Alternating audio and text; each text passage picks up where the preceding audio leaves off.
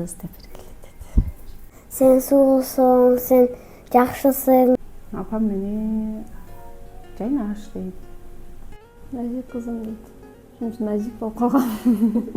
Sen sulusun, canımın, şirimin men деп. Бенка деп кыскарт. Апам ушуну Бенка деп чакырат. Уму кыз деп эркелетет.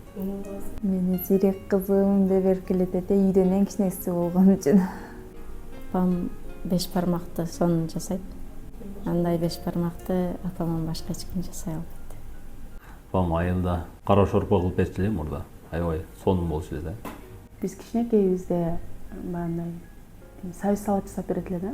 Любимый десе кошель апам жасайт. Чөөгөдөн жасалган оромосын саган атам. Апам негизи бар тамак жакшы жасайт. Анан особенно аш жасаган жагат. Манты. Азыркы учурда бир гана жакшы сөз деп ойлойм. Телефон чалып сурап койсом деле ошого да аябай сүйүнөт. Апа, мен сизге бир нерсе айтайын дедим эле. Негизи айткан эмесмин. Мен сизди жакшы көрөм, апа. Жакшы көрөм, сиңдим жаным.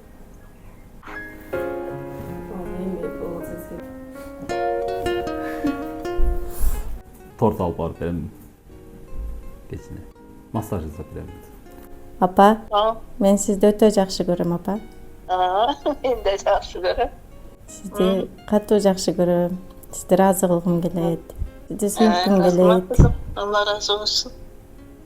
Мен да жакшы көрөм. Тынччылыкпы? Тынччылык. Чалып ала акыбалын сурап турсам, кызым тынч экен чалып атат деп апам сүйүнөт. Апа, мен сизди жакшы көрөм. Как раз оромо кылып атасызбы? Мен да сени жакшы көрөм. Чын айтсам планында жок эле, планына кошоюк эми. Азыр жакшы эстетип калдык, чын эле баягы энелер күнү деп.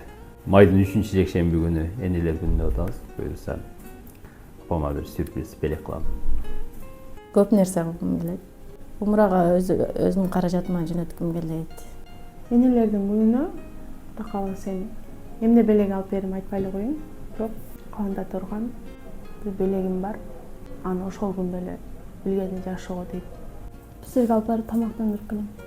Сиз Барболдун тортун башкача жакшы көрөт. Неге бизге торт алып келбей койдуң деп өзү эстеп турат, анан торт жегиси келип калыптыр деп түшүнөбүз. Апа, мен сизди аябай жакшы көрөм.